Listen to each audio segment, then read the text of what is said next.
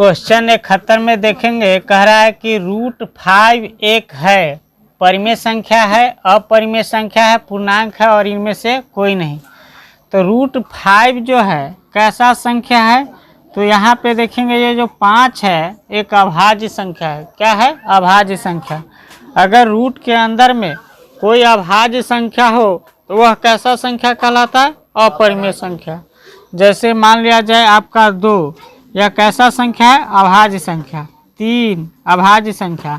अभाज्य संख्या किसको कहते हैं? जो एक और खुद से कटे उसे हम अभाज्य संख्या कहते हैं। एक और खुद के अलावा किसी और से न कटे उसे हम अभाज्य संख्या नहीं कटेंगे। तो जैसे 2 जो है 1 से कटेगा या 2 से ही कटेगा। 3 भी वैसा ही संख्या, 1 से कटेगा नहीं तो 3 से कटेगा। तो वैसी संख्या जो एक और खुद के अलावा किसी और से न कटे उसे हम क्या कहेंगे? अभाज्य संख्या कहेंगे। तो 3 हो गया आपका, 5 हो गया, 7 हो गया, इसके बाद 11 हो गया। यह जो संख्या है, इस तरह के संख्या जो है अगर रूट के अंदर में रहेगा तो वह संख्या आपको अभाज्य संख्या रहेगा, तो वह संख्या अपरिमेय संख्या कहलाएगा। क्लियर? क्योंकि उसका पूर्ण वर्ग नहीं संभव है ना। जब भी इसका वर्ग निकालिएगा तो दशमलव में आएगा, तो दशमलव वाला संख्या जो है आपका ये पॉइंटों में आएगा। तो ये कहा गया है कि रूट के अंदर में कोई अगर अभाज्य संख्या हो तो उसे हम क्या कहेंगे? अपरिमेय संख्या। तो कौन सा ऑप्शन हो जाएगा? बी नंबर ऑप्शन हो जाएगा, अपरिमेय संख्या। ये तो नोट कर लिए, तो कर लिए होइएगा पहले ही से। क्वेश्चन नंबर 72 में कह रहा है, निम्न में कौन अलग है? यह जो दिया हुआ है उसमें से अलग ढूंढना है। तो यह जो है, जो इसमें क्या हो सकता है? या तो परिमेय संख्या होगा, नहीं तो अपरिमेय संख्या होगा। तो परिमेय संख्या किसे कहते हैं? जिसे हम P/Q के रूप में लिख सकते हैं, और जहां Q बराबर क्या नहीं होना चाहिए? 0 नहीं होना चाहिए, और P एक आपका पूर्णांक होना चाहिए। P भी पूर्णांक होना चाहिए और Q भी क्या होना चाहिए? पूर्णांक होना चाहिए। उसे हम क्या कहेंगे? परिमेय संख्या। जिसे हम P/Q के रूप में नहीं लिख सकते हैं वह क्या हो जाएगा? अपरिमेय संख्या।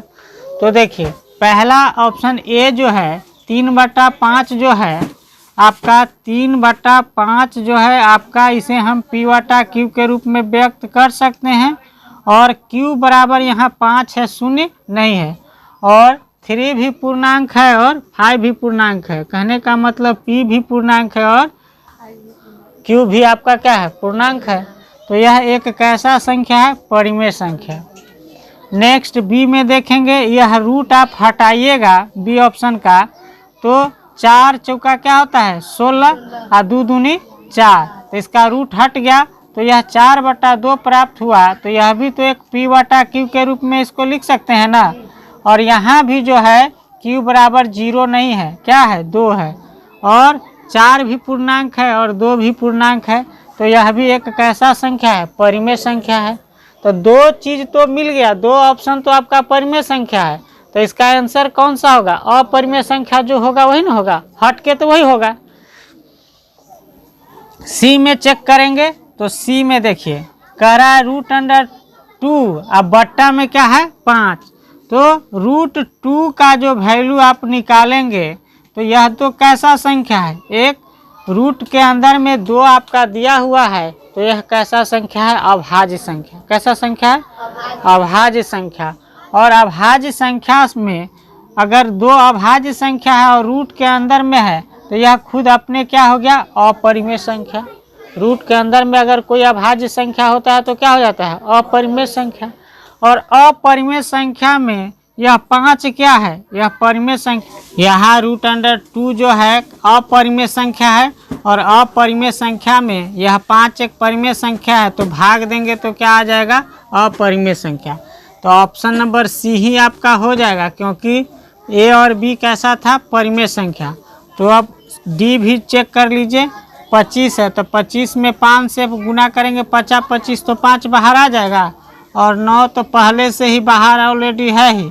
तो यह भी एक ऐसा संख्या है? परिमेय संख्या है, क्योंकि इसे भी हम P/Q के रूप में लिख सकते हैं। क्लियर? तो नोट कीजिए। यहाँ क्वेश्चन नंबर 73 देखेंगे, कह रहा है 15/3 एक संख्या है, डैश संख्या मतलब परिमेय संख्या है या पूर्णांक संख्या है या अपरिमेय संख्या है। तो सबसे पहले 15/3 जो है रूट के अंदर में है। तो देखिए रूट के अंदर में आप इसको जो है 15/3 है, तो ये दोनों रूट के अंदर में 3 से तो क्या मरते हैं 5 या 15, तो आपको कितना प्राप्त हुआ, रूट के अंदर में आपको 5 प्राप्त हुआ। तो यह जो 5 है एक ऐसा संख्या है अभाज्य संख्या, और रूट के अंदर में जानते हैं कि कोई अभाज्य संख्या होता है तो वह कैसा संख्या होता है, अपरिमेय संख्या। तो यह जो पूरा एक संख्या जो है कैसा संख्या हो जाएगा, अपरिमेय संख्या। क्लियर, तो आंसर हो जाएगा अपरिमेय संख्या। नोट कीजिए। क्वेश्चन नंबर 74 में देखेंगे, कह रहा है 3 + 2 √5 एक डैश संख्या है।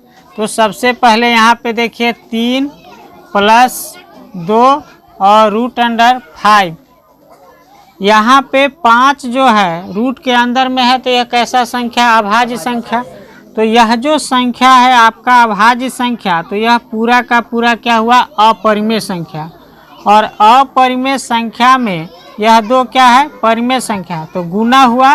तो यह पूरा जो है अपरिमेय संख्या में अगर परिमेय संख्या से गुना करेंगे तो क्या हो जाएगा, अपरिमेय संख्या। और अपरिमेय संख्या में फिर 3 जोड़ेंगे तो क्या हो जाएगा, यह पूरा अपरिमेय संख्या हो जाएगा।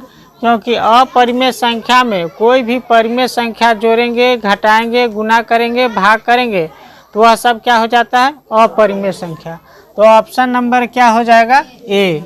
क्लियर, अपरिमेय संख्या में कोई भी चीज़ जो है परिमेय संख्या से जोड़ेंगे तब भी क्या प्राप्त होगा, अपरिमेय संख्या। अपरिमेय संख्या में कोई भी परिमेय संख्या को घटाएंगे तब भी क्या प्राप्त होगा, अपरिमेय संख्या। और अपरिमेय संख्या में कोई भी परिमेय संख्या से भाग करेंगे तभी क्या प्राप्त होगा, अपरिमेय संख्या। तो क्वेश्चन का आंसर ऑप्शन नंबर ए हो जाएगा। यहाँ पे जो क्वेश्चन दिया हुआ है 75 में 75 में, उसमें आपका जो दिया हुआ है x² - 5x + 4 = 0, तो x का मान क्या होगा। तो यह जो है बहुपद का शून्यक जो ज्ञात करना रहता है उस पे आधारित है। तो इस पे हम आपको 2 तरीका बताएंगे। सबसे पहले हम आपको शॉर्ट में 10 सेकेंड के अंदर में आपको इसको आंसर कैसे देंगे वह तरीका बताते हैं, और इसके बाद हम बताएंगे कि डिटेल से यह होता कैसे है। क्लियर, तो इस क्वेश्चन का सबसे पहले हम आंसर कैसे प्राप्त करते हैं यह सीखेंगे। तो सबसे पहले हम यहाँ देखें x² - 5x + 4 = 0 दिया हुआ है। तो क्या करेंगे, इसका जो है x के आगे कुछ नहीं है, इसका मतलब क्या है, 1 है। 1 है कि नहीं, अगर कोई चीज़ से गुना नहीं है तो 1 इसको समझ लिए। तो इसका और लास्ट वाला का गुना कर देते हैं, तो 1 में और 4 में, 4 में और 1 में गुना करेंगे तो कितना हो जाएगा, 4। तो 4 का जो है गुणनखंड करेंगे, तो ऐसा गुणनखंड करेंगे कि गुना करने पर यह 4 आ जाए। गुना करने पर 2 भागों में बांटना है, गुना करने पर 4 आ जाए और जोड़ने और घटाने पर बीच वाला आ जाना चाहिए। क्या आ जाना चाहिए, बीच वाला। तो देखिए इसको भाग तोड़िएगा तो कितना आ जाएगा, 4 × 4 और 1 5 है ना। तो इसको देखिए 4 × 4, 1 में 4 से गुना करेंगे तो क्या प्राप्त होगा, 4 प्राप्त होगा कि नहीं। और इसको अगर आप जोड़ दीजिएगा तो कितना प्राप्त होगा, 5 आ जाएगा। तो देखिए हमें -5 चाहिए, क्या चाहिए, -5। तो आपका क्या जो है -5 चाहिए, तो -4 है ना, और -1 रहेगा तभी ना 5 होगा। तो इसका देखिए यह -4 और क्या है -1 ऐसा है। तो इतना प्राप्त आपका हो गया। तो कुछ नहीं करना है इसका, अब जो है सबसे पहला काम क्या किए कि इस दोनों को गुना कर दिए और ऐसा 2 भाग में इसको तोड़े 4 को कि यह बीच वाला आ जाना चाहिए। ठीक है, तो -4 और -1 रखते तब इसको जोड़ते तो -5x आ जाता।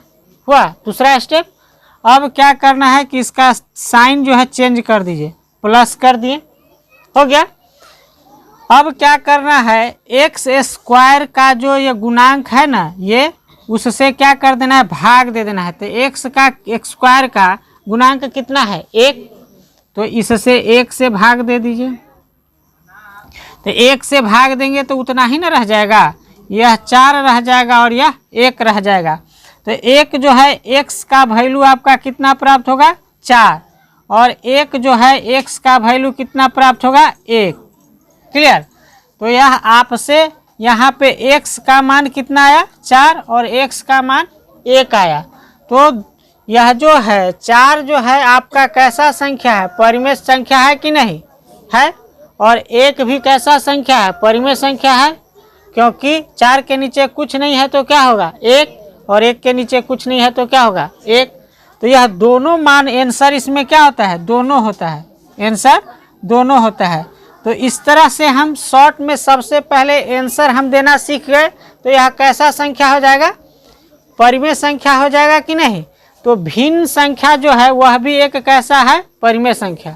तो भिन्न संख्या किसको कहते हैं, एक परिमेय संख्या है ना। और अपरिमेय संख्या को तो आप जान ही रहे हैं, वास्तविक संख्या किसे कहते हैं। तो अपरिमेय संख्या और परिमेय संख्या को दोनों को एक साथ कर दे, मिला दे, तो वह क्या हो जाएगा, वास्तविक संख्या। तो सबसे पहले यहाँ पे देखिए 4 जो है यह एक क्या है, पूर्णांक है। 4 क्या है, पूर्णांक है, और 1 भी क्या है, पूरा अंक है, पूर्णांक है। तो आपसे पूछ रहा है, और भिन्न किसको कहते हैं, जो p बटा q के रूप में हो उसे क्या कहते हैं, भिन्न, है ना। तो यहाँ पे जो है ऑप्शन नंबर इसमें क्या हो जाएगा, भिन्न लिखेंगे कि अपरिमेय संख्या लिखेंगे कि वास्तविक संख्या लिखेंगे। तो सबसे पहला जो है सी नंबर ऑप्शन इसलिए छट जाएगा क्योंकि यह अपरिमेय संख्या नहीं है ना, क्योंकि इसके नीचे कुछ नहीं है, तो इसे हम p बटा q के रूप में व्यक्त कर सकते हैं। दूसरा, जब अपरिमेय संख्या नहीं है तो डी भी नहीं होगा, क्योंकि अपरिमेय संख्या और परिमेय संख्या को मिला करके ना वास्तविक संख्या बनता है। तो इसमें अपरिमेय संख्या नहीं हुआ तो यह भी नहीं गया। तो भिन्न संख्या जो है जो p बटा q के रूप में हो, तो p बटा q के रूप में आपका जो है अपरिमेय संख्या होता है ना। तो उससे पहले आया है पूर्णांक। तो पूर्णांक किसे कहते हैं, जो आप संख्या रेखा पे देखे होइएगा कि धनात्मक संख्या और ऋणात्मक संख्या दोनों जो हो उसे हम क्या कहते हैं, पूर्णांक संख्या कहते हैं। अब यहाँ पे x का मान 2 ठो आया है, एक 4 आया है और एक 1 आया है। तो आपको कन्फ्यूजन होगा कि इसको परिमेय संख्या भी तो कह सकते हैं, लेकिन देखिए दोनों अलग अलग है। एक ही अगर कोई संख्या रहता तो हम उसको कह देते कि परिमेय संख्या हो सकता है, लेकिन संख्या तो 2 है, x का ही वैल्यू क्या है, 2 ठो है। तो दोनों जो है क्या हो जाएगा, पूर्णांक हो जाएगा। क्या हो जाएगा, पूर्णांक है, इसलिए यह पूर्णांक हो जाएगा। अगर 1 रहता तो क्या हो जाता, परिमेय संख्या दे सकते थे कि उसको p बटा q के रूप में लिख सकते थे। तो यहाँ पे ऑप्शन का आंसर क्या हो जाएगा, पूर्णांक। अब हम आपको एग्जाम में कैसे बनाना है यह हम सिखला दिए कि शून्य कैसे प्राप्त करेंगे। अब डिटेल से हम सीखेंगे कि यह हुआ कैसे, यह देखते हैं।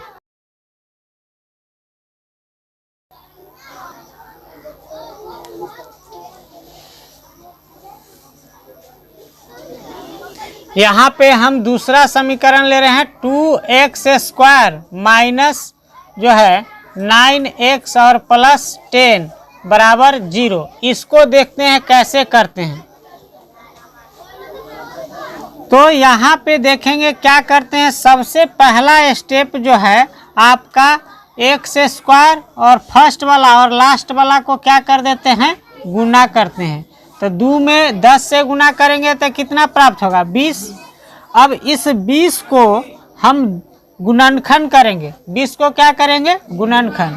तो 20 को गुणनखंड कीजिए तो 2 दूना 2 दाही के 20, फिर 2 से करेंगे तो 2 पंचे 10।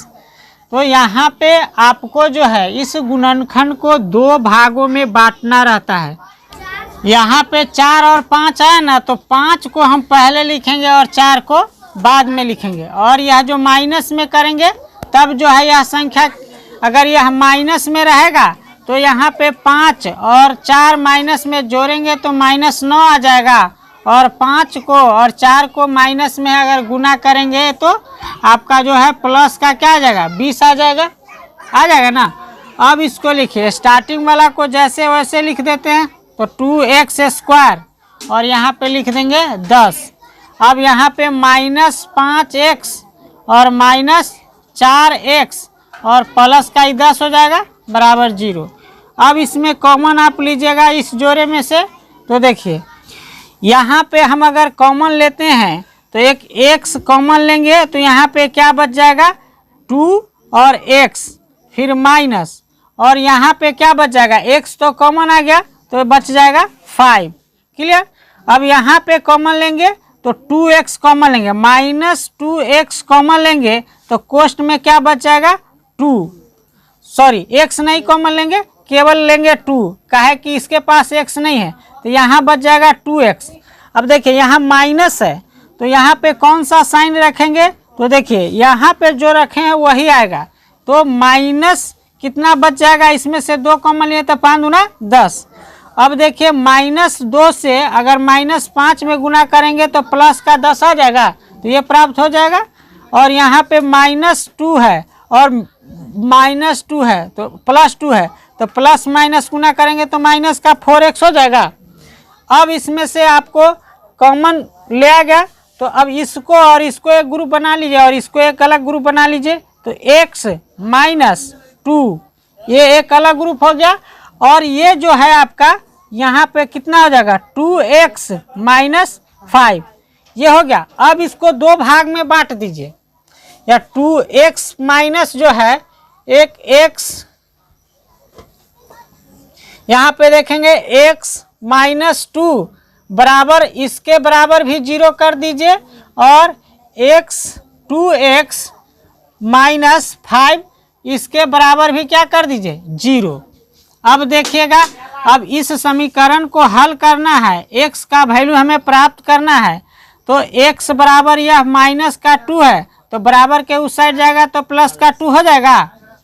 यहाँ पे देखेंगे 2x और माइनस का है तो 5 उधर जाने दीजिए तो क्या हो जाएगा प्लस का 5, और x के साथ यह गुना में है तो उधर जाएगा तो क्या हो जाएगा बट्टा में। तो एक x का मान जो आया है आपका 2 आया है और दूसरा x का मान कितना आया है 5/2। तो इस तरह से समीकरण इतना डिटेल से निकालते हैं, जिसको हम शॉर्ट में क्या बोले थे कि अब इसको अगर डायरेक्ट हम शॉर्ट में निकालना चाहेंगे तो कैसे निकालेंगे। तो देखिए हम बोले थे कि ये दोनों को गुना कर दीजिए, फर्स्ट वाला को और लास्ट वाला को, तो गुना किए थे कितना आया 20। तो इस 20 को आपको बोले थे कि 2 भाग में तोड़ दीजिए, जो यह बीच वाला प्राप्त हो, तो 5 और 4 को तोड़े तो -5 और -4 आया। इसके बाद बोले थे साइन को चेंज कर दीजिए, तो चेंज कर दीजिए, और जो इसका पहले संख्या का x² का जो गुणांक है उससे क्या कर दीजिए भाग दे दीजिए।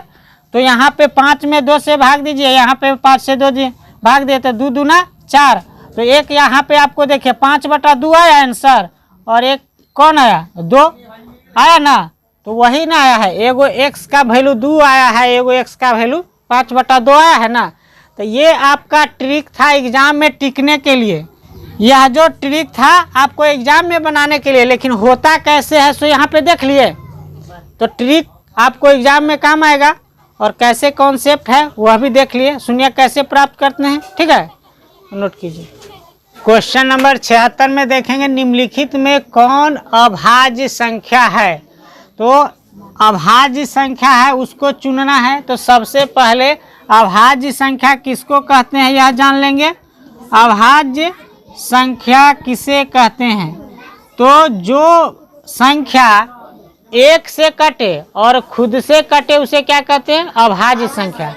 एक अभाज्य संख्या भी नहीं है और भाज्य संख्या भी नहीं है, एक जो है आपका अभाज्य संख्या भी नहीं है और भाज्य संख्या भी नहीं है, तो क्या हो जाएगा 2, 3, 5, 7, 11, 13, 17, 19, 23, 21। तो यहाँ पे देखेंगे कि यह जो संख्या है जो एक से कटेगा नहीं तो खुद से कटेगा, तो वह संख्या क्या कहलाता है? अभाज्य संख्या।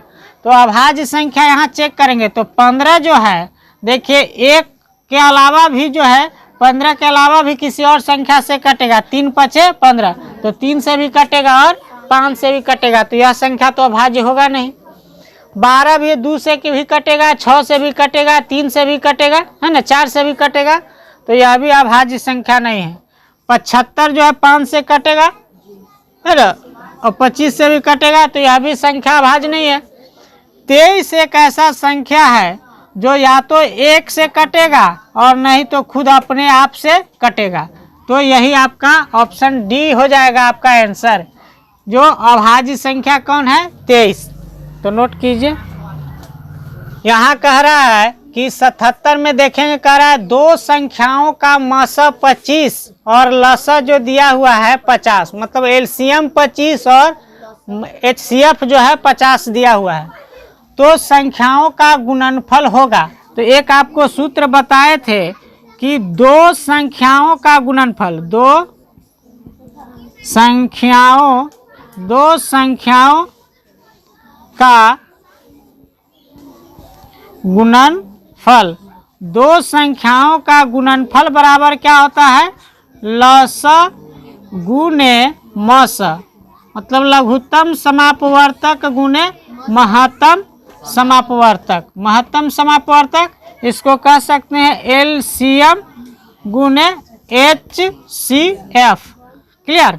लसा दिया हुआ है आपका 50 और मसा दिया हुआ है 25, तो इसको गुना करेंगे तो 25 पंचे कितना होता है? 125, और एगो शून्य बैठ जाएगा तो कितना हो जाएगा? 1250। तो आपका दो संख्याओं का गुणनफल पूछ रहा था, तो दो संख्याओं का गुणनफल बराबर क्या हो जाएगा? 1250। ऑप्शन नंबर बी नोट कीजिए। क्वेश्चन 78 में देखेंगे, कह रहा है निम्न में कौन अपरिमेय संख्या नहीं है? आपसे पूछ रहा है अपरिमेय संख्या नहीं है, और इसका मतलब है क्या? किस कौन होगा? परिमेय संख्या होगा, है ना। तो अपरिमेय संख्या नहीं है, मतलब इसमें परिमेय संख्या नहीं पूछ रहा है, अपरिमेय संख्या नहीं कौन है, तो परिमेय संख्या को ढूंढना पड़ेगा। तो देखिए 11 जो है कैसा है? अपरिमेय संख्या है कि रूट के अंदर में यह अभाज्य संख्या है, तो रूट के अंदर में जो अभाज्य संख्या होता है वह कैसा संख्या होता है? अपरिमेय संख्या। तो अभाज्य संख्या किसको कहते हैं? जो एक से और खुद से कटे उसे क्या कहते हैं? अभाज्य संख्या। तो 11 जो है एक से कटेगा और खुद 11 से कटेगा, दूसरा कोई संख्या से कटेगा नहीं, तो यह एक कैसा संख्या है? अपरिमेय संख्या। तो आपसे पूछ रहा है कि अपरिमेय संख्या नहीं हो। 15 देखिए, तो 15 जो है 3 से कटेगा, तो 3 से कटेगा, 5 से कटेगा, तो यह कैसा संख्या है? अभाज्य संख्या तो नहीं है, लेकिन यह जो है इसको रूट से आप बाहर कर सकते हैं? नहीं कर सकते हैं। रूट से बाहर कौन संख्या होगा? पूर्ण वर्ग संख्या होता है। जैसे आपको पूर्ण वर्ग संख्या किसको कहते हैं सो देख लीजिए, पूर्ण वर्ग संख्या। एक बार फिर से हम यहाँ पे चर्चा करते हैं पूर्ण वर्ग संख्या कौन है सो देखिए। 1 का स्क्वायर कीजिएगा तो कितना होगा? 1, तो 1 जो है पूर्ण वर्ग संख्या है, ठीक। फिर 2 का स्क्वायर कीजिएगा तो कितना होगा? 4, तो 4 कैसा संख्या है? पूर्ण वर्ग संख्या। तो ऐसा संख्या रूट के अंदर में रहेगा तो वह परिमेय संख्या होगा। अगर ऐसा संख्या पूर्ण वर्ग संख्या इसके अंदर में नहीं है तो अपरिमेय संख्या। और क्या हो सकता है? 3 का स्क्वायर कीजिएगा तो कितना हो जाएगा? 9, तो 4 के बाद पूर्ण वर्ग संख्या क्या है? 9। फिर 4 का स्क्वायर कीजिएगा तो क्या हो जाएगा? 16। तो देखिए 9 के बाद डायरेक्ट क्या है? 16। तो 16 जो है और 15 का तो कहीं स्थान है, तो 15 तो पूर्ण वर्ग संख्या है ये नहीं है, तो यह एक कैसा संख्या हो जाएगा? अपरिमेय संख्या। इसी तरह से 5 का स्क्वायर करेंगे तो कितना हो जाएगा? 25। तो 16 के बाद एक के बार कौन सा संख्या पूर्ण वर्ग संख्या है? 25। तो समझ गए, किस तरह से करके देख लेंगे कौन पूर्ण वर्ग संख्या, ये तो समझ में आ गया होगा।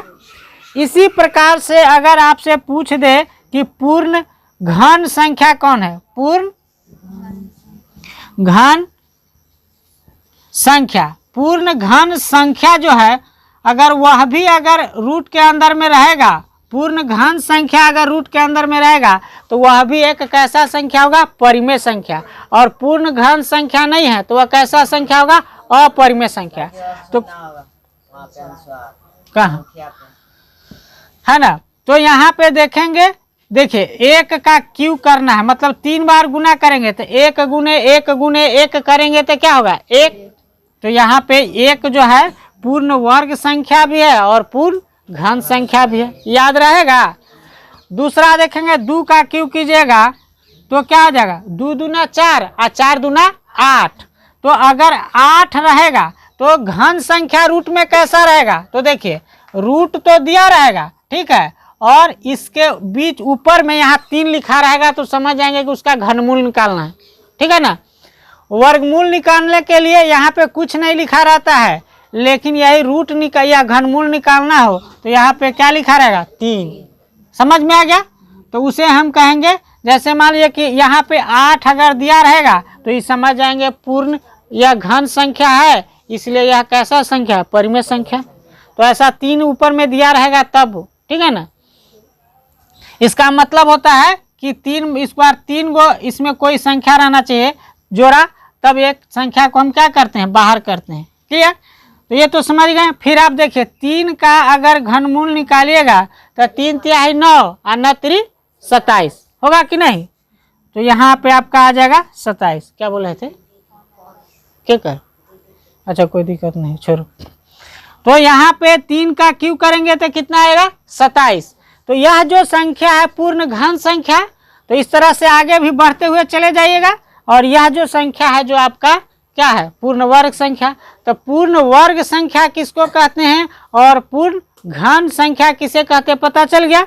तो इस तरह से अगर पूर्ण घन संख्या भी अगर रूट के अंदर में रहता तो वह कैसा संख्या होता, परिमेय संख्या। यहाँ सी नंबर ऑप्शन में देखेंगे, यह जो है इसको तोड़िएगा, यहाँ पे ले लेते हैं। यहाँ देखिए रूट अंडर 9 और गुने रूट अंडर 16। तो इसको निकालिएगा 9 को तो कितना आ जाएगा, 3, और गुने या इसमें से निकलेगा तो क्या हो जाएगा, 4, क्योंकि इसको तोड़िएगा तो 4 गुने 4 होता है, इसीलिए तब 16 होगा। इसको तोड़िएगा तो 3 गुने 3 होगा तो 9 होगा। तो यह 9 भी पूर्ण वर्ग संख्या है और 16 भी कैसा संख्या है, पूर्ण वर्ग संख्या है। तो यह जो 4 इसमें से 3 निकलेगा, इसमें से 4, तो 4 तिया कितना हो जाएगा, 12। तो 12 एक कैसा संख्या है, परिमेय संख्या। इसमें नहीं कुछ है इसके नीचे, इसका मतलब क्या है, 1। तो 12/1, तो सी नंबर ऑप्शन हो जाएगा। तो यह आपका एक अपरिमेय संख्या नहीं है ना। क्वेश्चन ये नहीं कह रहा है कि कौन अपरिमेय संख्या नहीं है, तो सी नंबर ऑप्शन जो है परिमेय संख्या है। तो यही जो है अपरिमेय संख्या नहीं है, बाकी यह तीनों जो क्या था, दोनों था परिमेय संख्या। ऑप्शन नंबर डी चेक करते हैं। तो डी चेक कीजिएगा तो रूट के अंदर में 5 कैसा संख्या है, अभाज्य संख्या।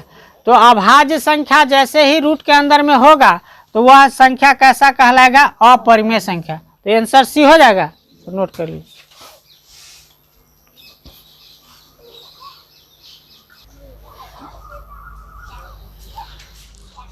प्रश्न 79 में कह रहा है, वृत्ताकार पथ धावक एक ही स्थान से दौड़ना प्रारंभ करते हैं। तो वृत्ताकार पथ का मतलब है कि वृत्त का आकार का जो होगा, मान लीजिए कोई पार्क होगा तो पार्क में धावक उसको कहते हैं, जो दौड़ता है उसको क्या कहते हैं, धावक।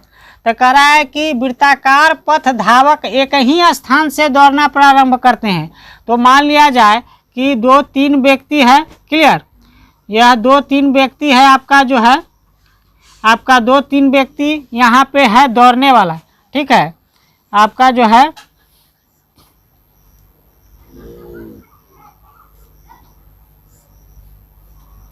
यह 2-3 व्यक्ति क्या है, दौड़ने वाला। यह 3 व्यक्ति दौड़ने वाला है और जहाँ पे दौड़ेगा वह जगह कैसा है, गोला है, वृत्ताकार है, वृत्त के आकार का है। और यह तीनों व्यक्ति जो है किसी एक ही जगह से दौड़ना शुरू करेगा। तो मान लिया कि यहाँ से दौड़ना शुरू करेगा, तो कह रहा है कि तो एक चक्कर लगाने में क्रमशः 3 घंटा, मतलब इसको यहाँ से लेकर के यहाँ तक दौड़ करके आएगा तो इसको लगेगा कितना, 3 घंटा। छुटकू को 3 घंटा लगेगा अब कह रहा है एक को लगेगा 4 घंटा, तो ये मुटकू को लगेगा 4 घंटा, है ना। और जो ये फुटकू जो है उसको कितना लगेगा 8 घंटा। मतलब एक ही चक्कर सब यहीं से शुरू किया और यहाँ से आने तक ले इसको 3 घंटा लगेगा, इसको एक चक्कर लगाने में। पतला है दौड़ जाएगा एक ही बार में, हल्का आदमी तो दौड़ता है ना, ये थोड़ा उससे ज़्यादा मोटा है तो उसको कितना समय लगा 4 घंटा। आई तो समझिए कि इसे गैले गुजरल है, तो इसको कितना लग रहा है एक चक्कर लगाने में 8 घंटा। तो कह रहा है कि यह तीनों फिर से इस बिंदु पर कब मिलेगा, कितना समय के बाद मिलेगा। तो जब अलग अलग समय से लगातार दौड़िए रहा है तो सब तो छिटफुट हो जाएगा ना। तो कब मिलेगा, कौन कितना घंटा के बाद फिर तीनों इसी बिंदु पर आकर के मिलेगा, यह आपसे पूछ रहा है प्रश्न। तो इसका शॉर्ट ट्रिक है, यह तीनों का क्या करेंगे एलसीएम ले लेंगे। यह तीनों का क्या करेंगे एलसीएम ले लेंगे। तो तीनों का सबसे पहले एलसीएम लेंगे तो कैसे लेते हैं, तो तीनों का गुणनखंड विधि से लेंगे। किस विधि से, तो 3 को पहले तोड़िएगा तो 3 एकाई 3, तो इसमें तो गया। 4 को तोड़िएगा तो क्या हो जाएगा 2 दूनी 4, यही ना होगा। और 8 को तोड़िएगा तो क्या हो जाएगा 2 चौका 8, फिर 2 से लगाएंगे 2 दूना 4। तो देखिए 3 का जो आपका प्राप्त हुआ, 3 का प्राप्त हुआ केवल 3 गुणनखंड है। 4 का जो गुणनखंड प्राप्त हुआ कितना है 2 गुने 2। और 8 का जो गुणनखंड प्राप्त हुआ है 2 गुने 2 गुने 2। तो एलसीएम में हम आपको बताए थे कि जब गुणनखंड विधि से एलसीएम लेते हैं तो पूरा ले लेते हैं, है ना। जैसे मिठाई का डब्बा जो बांटने वाला सिस्टम बताए थे ना, तो जैसे मान लिया जाए कि ऊपर वाला में 3 है आया है, तो इसको अकेले है एक जैसा दिखने वाला, तो उसको तो मिठाई दीजिएगा कि नहीं। फिर यहाँ पे देखिए यह 2 गो आदमी एक ही जगह दिख गया एक ही जैसा जुड़वा भाई की तरह, तो इसको भी मिठाई देंगे इसको भी मिठाई देंगे।